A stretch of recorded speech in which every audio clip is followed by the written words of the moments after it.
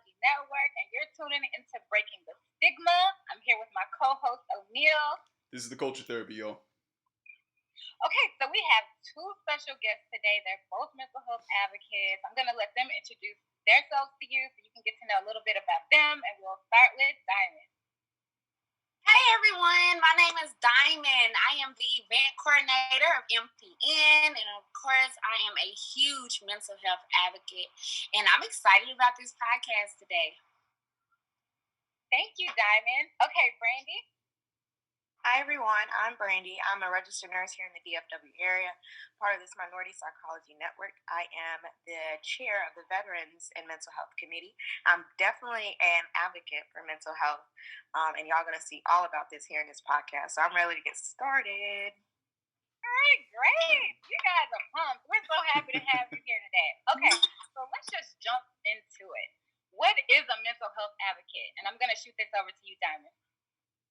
A mental health advocate is just anyone who has a voice for anything that is centered on mental health, whether it's anxiety, depression, or any other issues that comes with, mental health. And just being a voice and just offering, comfort and words that, encourage healthy mental health. All right, definitely. So how do you take care? No, let me ask you this. So why did you decide to become a mental health advocate? And both of you guys can answer this. So we'll start with okay. Oh, go ahead. I'm sorry. I decided to become a mental health advocate because it just hit close to home. I have an uncle. He was my favorite uncle. He actually passed away from suicide, and he had mental health issues. So, once that happened, that was a huge trauma for me. So I've just been speaking up about it a lot. I'm just like, it's a very touchy subject for me. So, now I'm just really into it. I'm like, how's your mental health? How are you doing? Because that was something I never really expected. And, he was one of those people who smile and laugh and, always had good energy. So that was something I never expected from him. So now I make sure I make it a point. Let me ask you, how's your spirit doing? How's your mental health? Because, what you see on the outside is not always what people feel on the inside.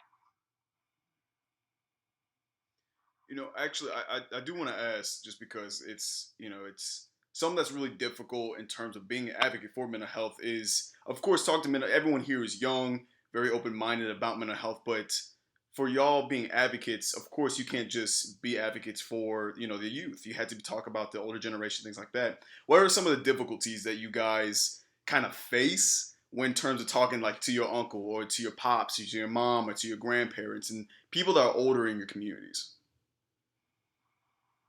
I'll take that one. Okay. Definitely, it's a challenge. Mm-hmm. The older the generation, the more stubborn they can be. Right. So they're not used to having this conversation. So when you ask about their mental health, it's not something that's going to be a prolonged conversation. It's like, I'm good. Right. Why you ask? Like, mm-hmm. Is something wrong with you?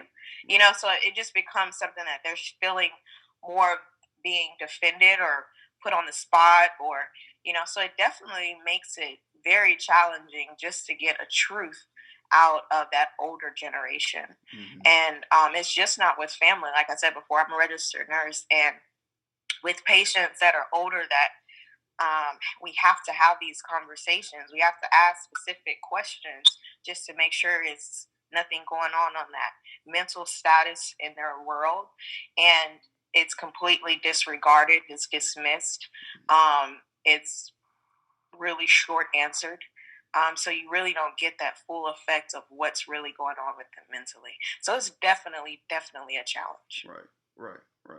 Actually, you being a nurse, real quick, you being a nurse, I think it's really interesting, and specifically why the older generation doesn't really get it, is that, would you guys say that, having a healthy mental health will coincide with having a healthy physical health? Like, it's all in the same. It's one body, one mind.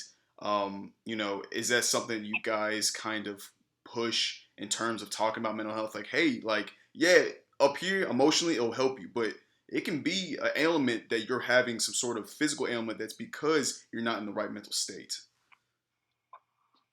Definitely, Mm-hmm. definitely. And you know, just hearing what you just said right now, it's the word usage. It's that vocabulary that you use with that older generation as well. If you come and say, "Are you crazy?" You know, somebody might laugh at that and be like, "Maybe," and then that's a conversation starter where you can kind of jump into what's really going on with them. Versus speaking to a younger generation, they're probably a little bit more open to the conversation. So I definitely feel you 110% with that. It's definitely for me the vocabulary, how you present it to getting something more out of just being I'm okay. So Brandy, being that you're a nurse, what made you, because Diamond answered, I just really am interested in knowing what made you decide to become a mental health advocate? So I started out with labor and delivery actually, and in the unit it was a different atmosphere. I'm around a lot of women, and you get these vibes. You really don't get a lot of conversation because when you're pregnant and you're having a baby, it's kind of all about the baby. You know, they're ready to see what's going on, what the baby's going to look like, it's going to be healthy, if something's going to go wrong. And the mother is dismissed with mental issues or feelings. It's just not brought to light. And so when I started out in labor and delivery, I noticed that a lot. And it was a specific time a mother came in through our triage, and she was very nervous, very scared. First time mom, didn't know what was going on. She didn't have a lot of support behind her. And all her questions that were answered was specifically about the baby. It was nothing with how do you feel or what's going on with you mentally. Like, what do you want to see happen? What do you want us to do for you? It was just about, okay, this is what's going on. The baby was in so much trauma, and it ended up putting her in trauma. And as time went on, after she had the baby, she went into depression. You know, she couldn't be apart. She didn't do the, skin to skin because she was just so not within herself that she felt like she was equipped to taking care of this newborn baby.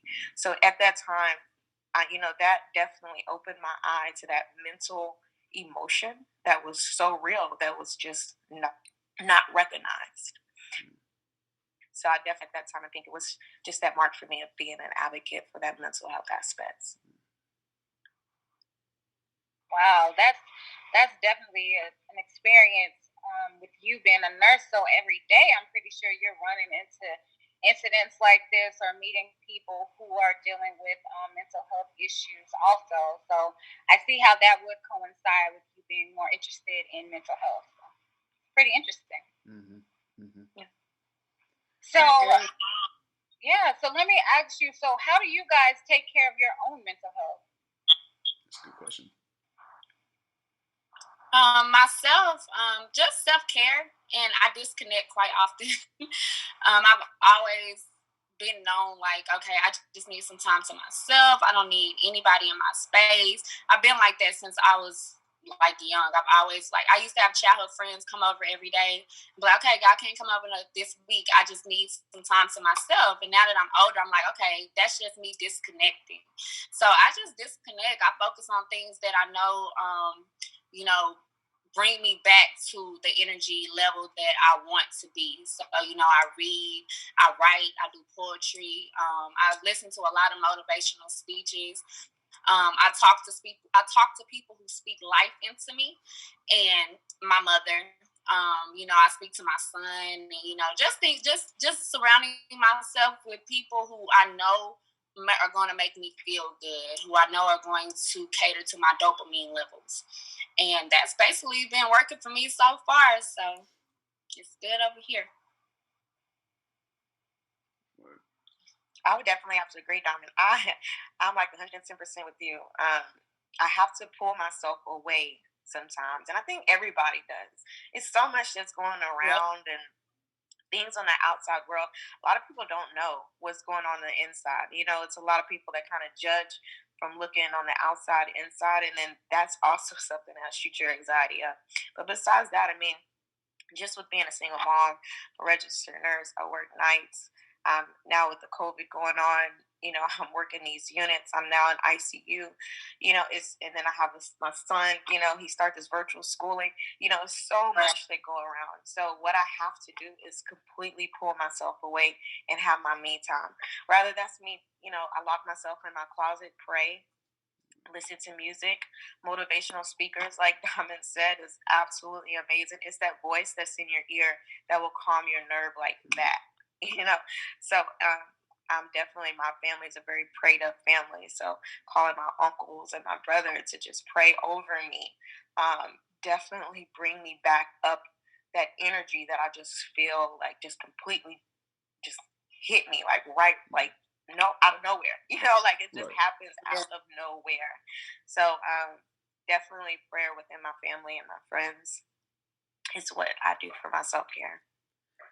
I was actually going to say, which is perfect, because my next question was going to be like, what tips would you guys give other people?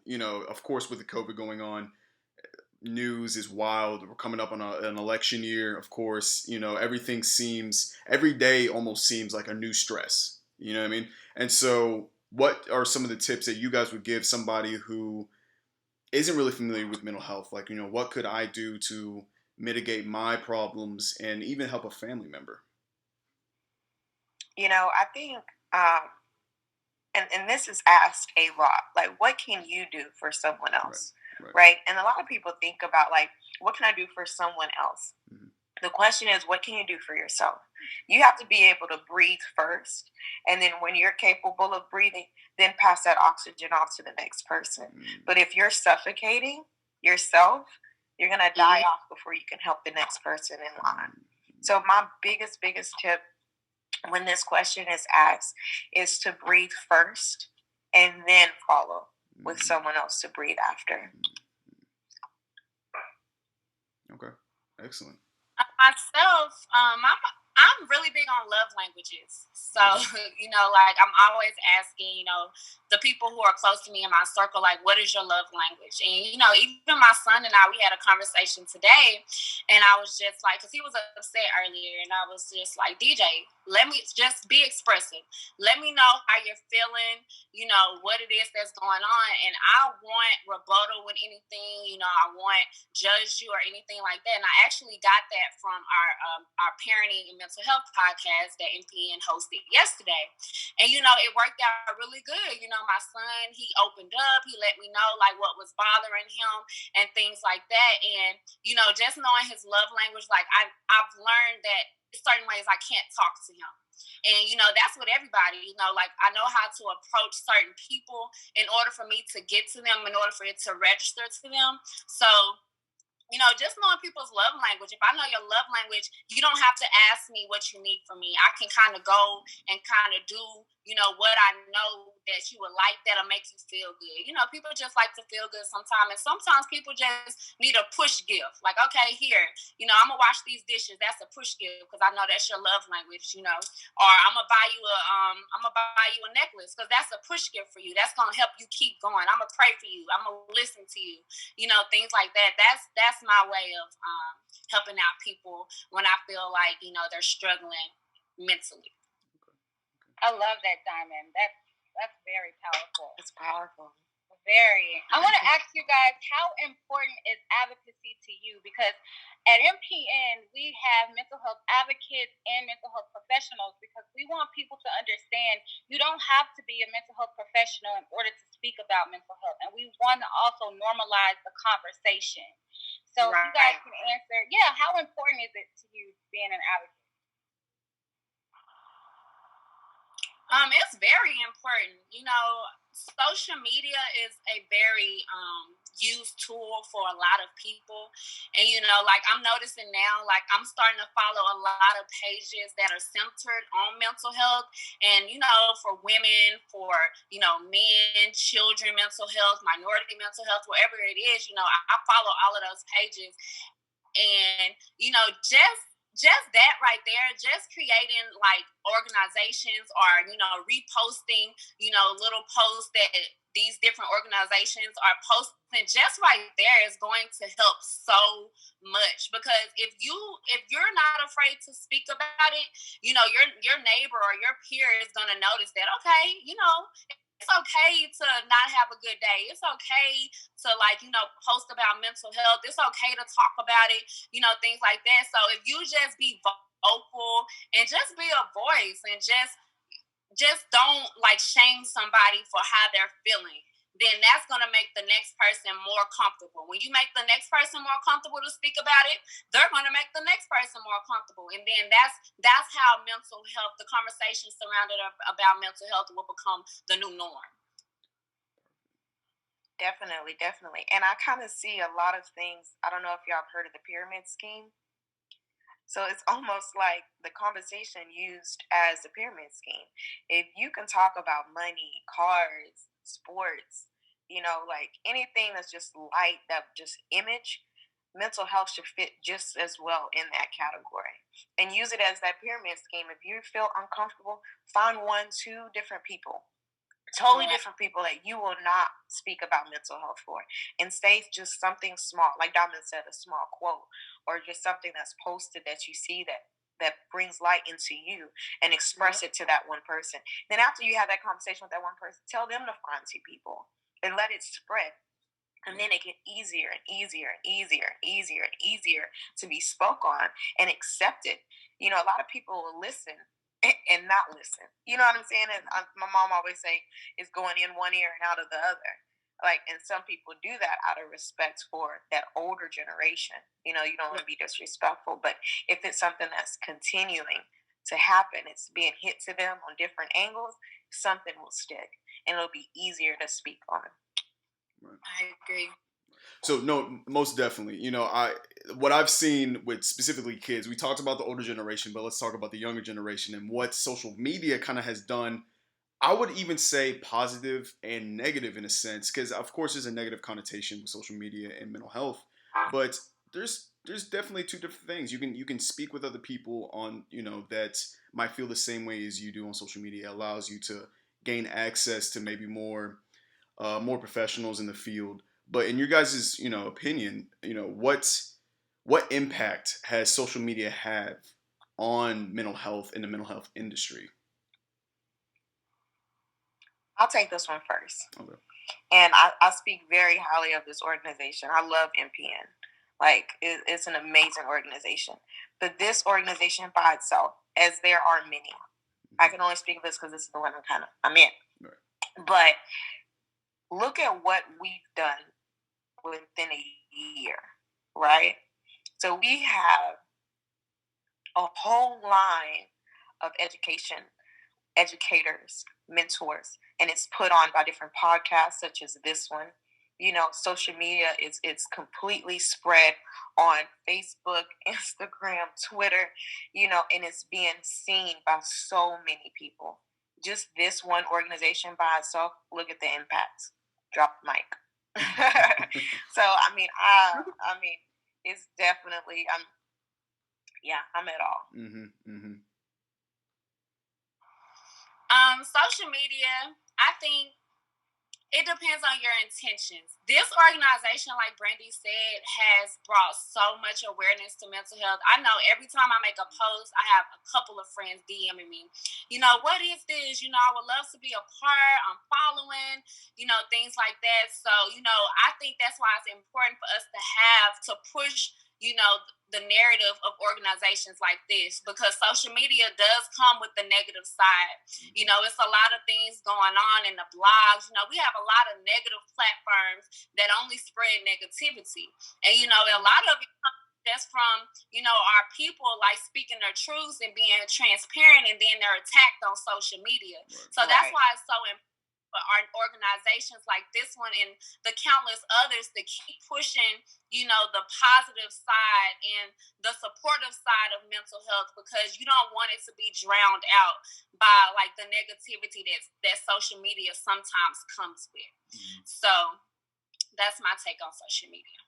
And with the younger generation, they respond to social media, regardless if it's negative or positive. You know, they're going to act on it. They're going to post. They're going to repost. We're going to make these memes. It's just so transparent to them. You know what I mean? So if you have an organization such as MPN who brings in the positive on all platforms, the impact in itself, like I said, is absolutely amazing. It's amazing. Well, actually, side question. I mean, both of y'all are mothers. You know, what have you told your sons about social media? You know, they're on social media. They see certain things. What kind of parameters do you give them to make sure they can navigate social media and understand that, you know, not everything you see on social media is true, and, you know, also make sure that there's a positive, they're still in a positive environment within their social media space. Right. So with my son, he's 10. Oh, so you know, there's certain things that I will allow him to even listen to versus, you know, get on social media to view. I am a parent who allow him to be him.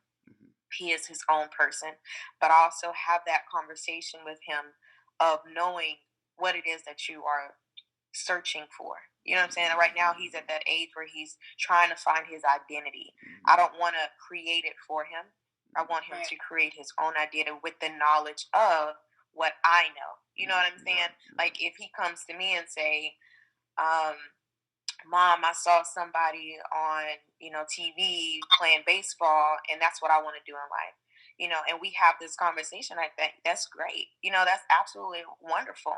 But keep in mind, this person worked, you know, and you will have to work to get there. You need a plan B. You know, this is something, let's build a plan around this idea that you pulled off of a TV screen.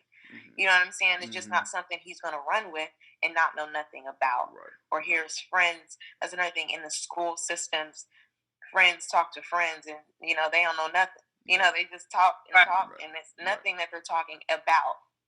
So I think it's very important and I have a young boy, so I think it's very important to have that conversation with him openly, while allowing him also to express exactly what it is he's feeling. Okay. You know, in my household, I promote transparency. You know, with me having a young Black son, you know, it's hard for a lot of older Black men to be expressive and, you know, express their feelings. So, you know, in my household, I'm like, DJ, you know, how are you feeling? That's my son's name. You know, DJ, how are you feeling? Talk to me. Open up. You know, those are things that I reiterate every day, you know, because I want him to feel like our home is a safe place. So, you know, with social media, everything that's going on in the world, you know, my son's 11, he's about to be 12, so he'll be 12 next month, so he's entering teenage years. So, you know, he's a little bit more aware of what's going on. So, you know, when things happen or things surface on social media, I bring it to him. DJ, have you seen this? How do you feel about it? Let's have an open, candid, transparent conversation. That way I can see what your mindset is. If you have any questions, I want to answer that for you, because I don't want you going to your friends. I don't want you going to social media trying to figure out answers to questions that you can get from home. Plus, I don't want anything clouding your or clouding your mindset to make you think wrong. So if you have any information that I can share with you, or if I can speak life into and make you feel better about something that's going on in the world, that's what I'm here for. And you know, that's what I do with.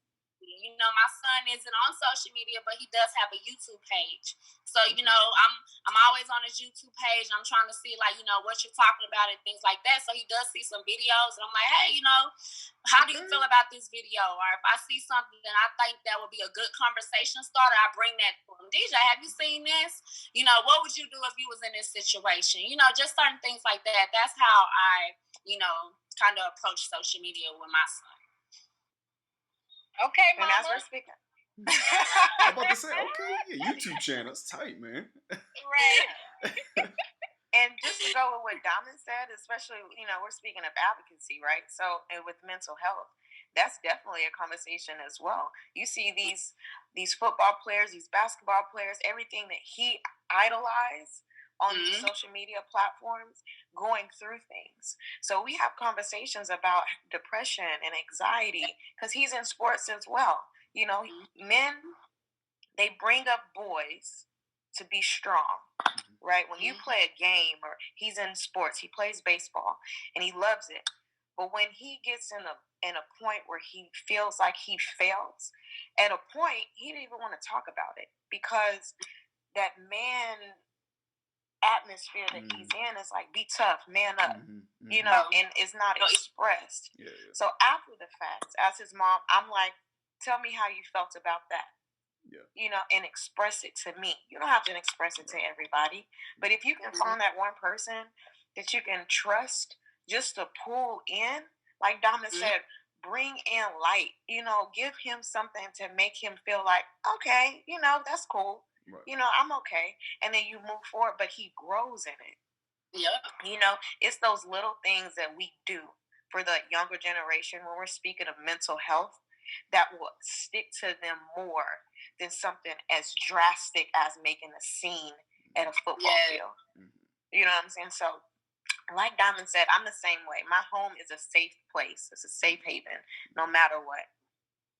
I do want to ask you guys this. This is our last question before we wrap up. What challenges have you faced being a mental health advocate? Because the conversation is not normalized just yet. You know, so some people, I know, Dami, you said some people send you messages, oh, like, what's this? What's this? Because they're interested in what you post about mental health. But have you guys had to kind of defend and advocate for mental health in a way? Absolutely. You know, a lot of people don't believe in mental health.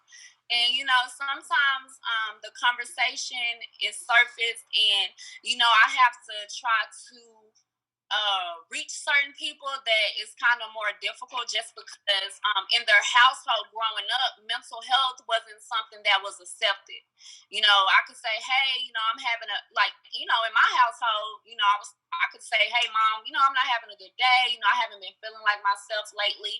And, you know, my mom would kind of be more supportive. So that's a blessing. But it's a lot of households where, you know, younger kids, they're going through stuff, and, you know, it's not focused in on, you know, it's like, hey, you're a kid, you ain't got no problems, you ain't got no bills, like, what you stressed out about? But that's not fair, because, you know, a lot of kids don't have a voice in their home. And so, you know, those kids who didn't have a voice in their home, they grow up and they don't understand, you know, what mental health is, because that's just their upbringing. So it's kind of hard to reach to those people. But I think, like, just with MPN, I think just, you know, it brings the conversation. You know, when people see organizations and they ask me, hey, what's this?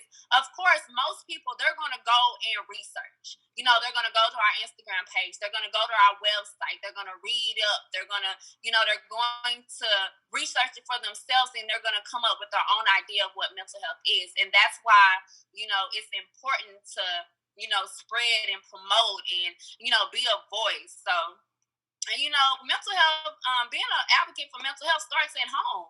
You know, before I decided to step out and, you know, join this organization with the founder of Successful with MPN, you know, I started being it at home. You know, once I lost my uncle committed suicide in the front yard of my mother's house. And, you know, once that happened, you know, then I started asking those questions. You know, I started talking to my dad more. I started talking to my brother every day. It was, how are you feeling? Are you okay? But it was more, the trauma made me paranoid, but it also, you know, it awoke in my voice. It put a fire inside of me to care, to show more empathy. And, you know, those things that I didn't do. And, you know, when my uncle passed away, the day before, all he wanted to do was have a conversation. And I was so upset with him because he had made me upset. And so I didn't want to talk to him. The next day, he committed suicide. Now, if you come to me and you say, hey, let's talk, I'm stopping everything I'm doing. And I'm like, okay, let's talk, because I would hate to be the last person somebody tried to talk to. And then that was like their last shot at life, and I failed them. So, you know, now it's like I'm always open. I'm always listening. I'm always trying to, you know, be the best version that I can be, in case I'm put in that situation again where somebody chooses me to be, like, you know, to be the person to speak life in them, because you never know, like, just having a conversation with somebody could save their life. So that I keep that in mind all the time.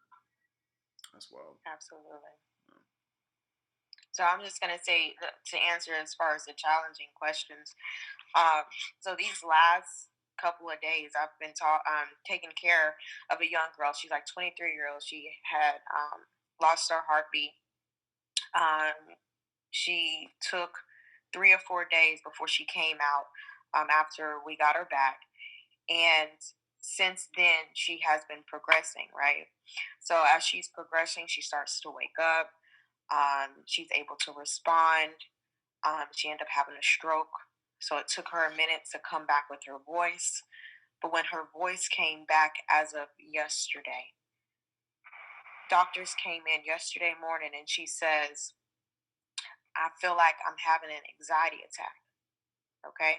Something small. When we hear anxiety attack in the healthcare field, it's like, okay, what exactly? Like, what do you mean anxiety attack? Like, because you're in an environment will make anybody anxious. So it's dismissed, right?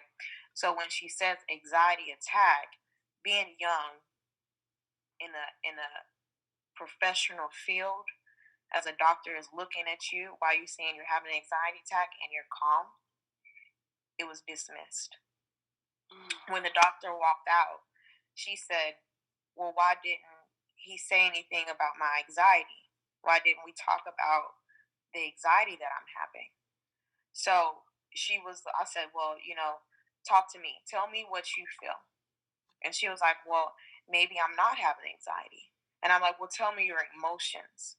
Tell me what you're feeling, because different people have different forms of anxiety. When it hits in an anxiety attack, it can be a different form. You're looking at what's going on. What are they doing for them to be in an attack, right? So to me, in that moment, I felt like that was my time to advocate for her, because she can't really speak on how she's really feeling, because she's getting back her voice, right?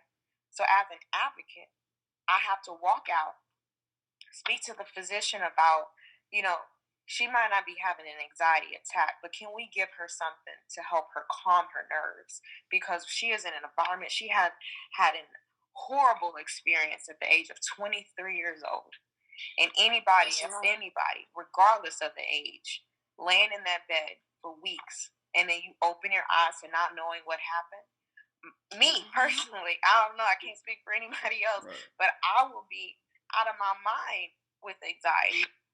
But that word in itself is dismissed in so many ways in the healthcare field. Yeah. And that is the biggest challenge for me as a nurse when it comes to these patients, because a lot of medications that you use or give for anxiety is very addicting.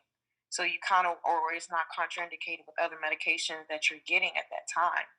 But if it's not spoke on, then it didn't happen, right?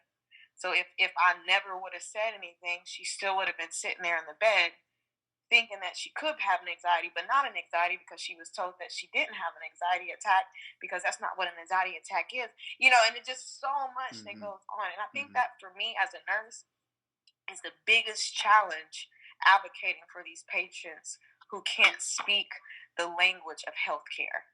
You don't know exactly how to say how you feel without coming off a certain way. You get what I'm saying? Right. So for me, that's definitely the biggest challenge when it comes to advocating within the hospitals of mental health. Wow. You guys are awesome. Like, you definitely, both of you have amazing stories, and I'm pretty sure people that are tuning in can relate in so many different ways. Yeah. Absolutely. So you guys, we're going to now give contact information on how you can contact MPN. Brian, do you have, or O'Neal, you have anything that you want to say to wrap things up? I just really, I guess, closing statement, it would be just, for everyone who's watching this right now, just, of course, what you're seeing in the news, what's going on, of course, with COVID. I understand that we are in a very stressful time. Specifically minorities. It's disproportionately affecting minorities. And, I want us, as a community, to reevaluate how we perceive mental health, how we perceive emotions. This is a time to reflect. This is a time to really understand who we are as a people. This is a time to come together. I think that I like, I love what Diamond was saying, in her story. Very tragic, but at the same time, it's insightful to know that, you just don't know, what someone's going through. You just don't know. So just checking, as much as like, hey man, how you doing? Like that right alone could save somebody's life. So, that's something that I think it's simple, but it's massive within the mental health community. So that's just my closing statement, guys. I appreciate Brandy, Diamond. I appreciate it so much. Like Successful said, you guys bring so much expertise and insight into this. It's awesome. Yes, and we will definitely have you guys back again because advocacy definitely helps normalize the conversation. And we want people to understand you don't have to be a mental health professional to care about mental health. Right. So, again, we appreciate both of you guys. Thank you so much for sharing your stories and being vulnerable with us today. So if you guys want to contact MPN, you can go to MPN at theminoritpsychologynetwork.org. That's our email address. Our website is theminoritpsychologynetwork.org. Facebook, the Minority Psychology Network, and Instagram is minority_psychology_network. And Twitter is the same. All right, guys. Have a great day. Later, y'all. Bye. Bye, guys.